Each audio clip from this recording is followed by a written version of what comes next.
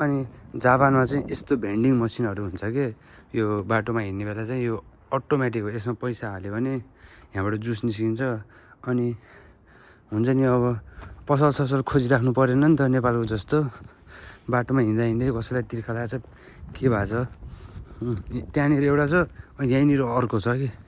यदि सर्ट दुरीमा राखिदिएको हुन्छ अनि त्यो सजिलो खाए पनि खाउन् नखाए पनि नखाउन् जसलाई चाहिएको छ उसले खान्छ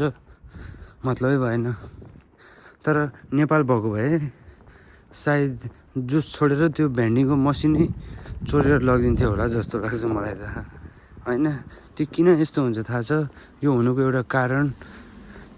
अनएजुकेसन भन्छु कि म त शिक्षा नभएर यस्तो हुने हो क्या है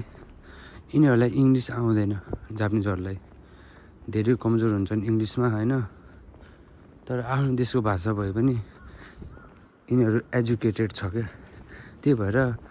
मतलब इङ्ग्लिस बाहिरको कल्चर बाहिरको कुराहरू थाहा भयो भन्दैमा इङ्ग्लिस आउँछ भन्दैमा एजुकेटेड भन्न मिल्दैन कि होइन किनकि यिनीहरूलाई इङ्ग्लिस आउँदैन इभन दो यो कन्ट्री अहिले 2050मा बाँचिरहेछ हामीले पनि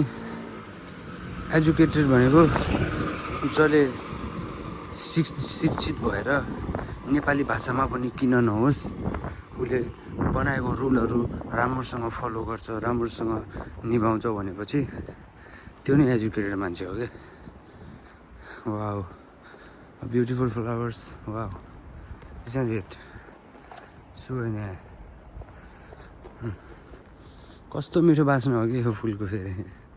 वाउ वाउ वाउ वाउ